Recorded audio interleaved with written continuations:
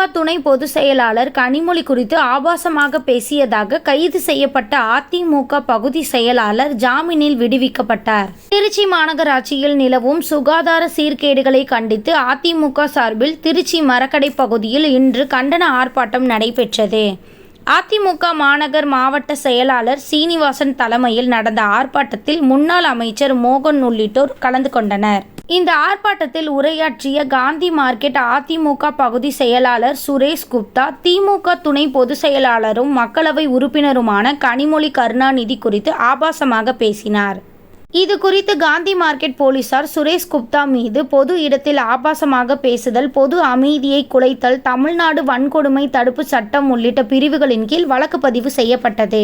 தொடர்ந்து அவரை காந்தி மார்க்கெட் போலீசார் கைது செய்தனர். கைது செய்யப்பட்டு காவல் நிலையத்தில் இருந்தபொழுது சுரேஷ் குப்தா தனக்கு நெஞ்சு வலிப்பதாக கூறினார். இதனை அடுத்து அவரை போலீசார் திருச்சி அரசு மருத்துவமனைக்கு சிகிச்சைக்காக அழைத்து சென்றனர். சிகிச்சைக்கு பின்னர் அவர் நீதிமன்றம் அழைத்து வரப்பட்டார். திருச்சி மகிழா நீதிமன்ற நீதிபதி ஜெயபிரதா முன்பு அவர் ஆஜர்படுத்தப்பட்டார்.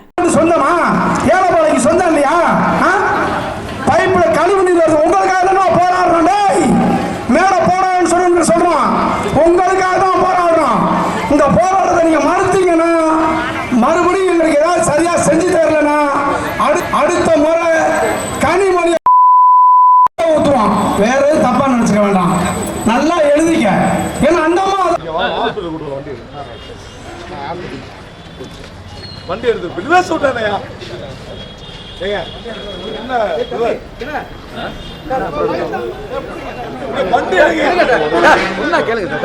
அன்பா சொன்னா கேளுங்க. வாங்க வாங்க பிரதர், சொல்றேன் கேளுங்க பிரதர். வாங்க வாங்க சொன்னா கேளுங்க பிரதர். என்ன தெரியாது சொல்ல கேளுங்க. சொன்னா கேளுங்க தான். ஏன் தான் என்ன தெரியாது வாங்க.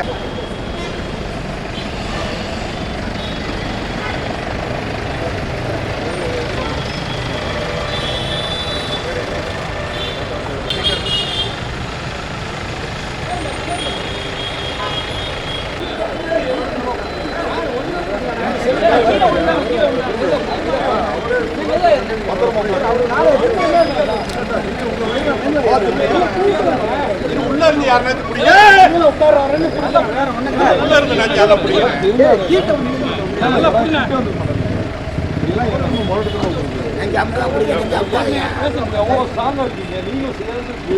மேல விழுந்து அவ்வளவு பெரிய வெயிட்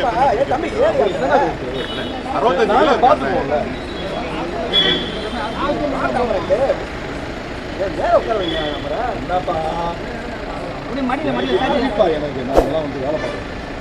உங்கள்கிட்ட வந்து வேலை பார்க்குறேன். இது ரொம்ப என்னங்க, இது ஒவ்வொரு கேஸுக்கு இப்படி வருவீங்களா?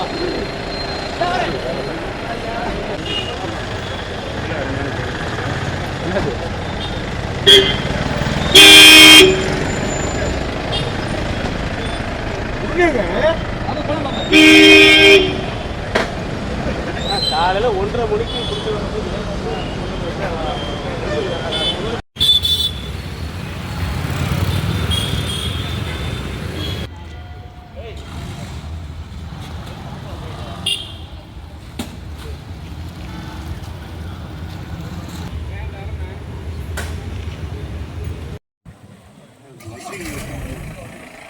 லைட்டிங் வருது. ஆப்போசிட் லைட்டிங் அதுக்கு செய்யுது.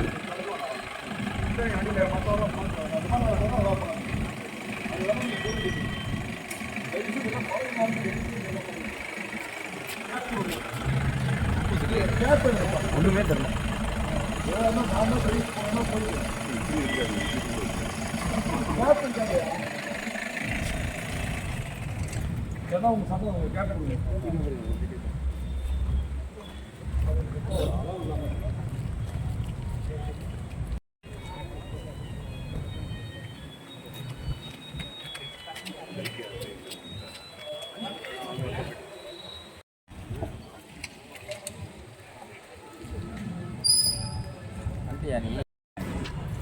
இது ஒரு எவ்வளோ தெளிவாக இருக்குது. இதுக்கு மேலே வேணும்.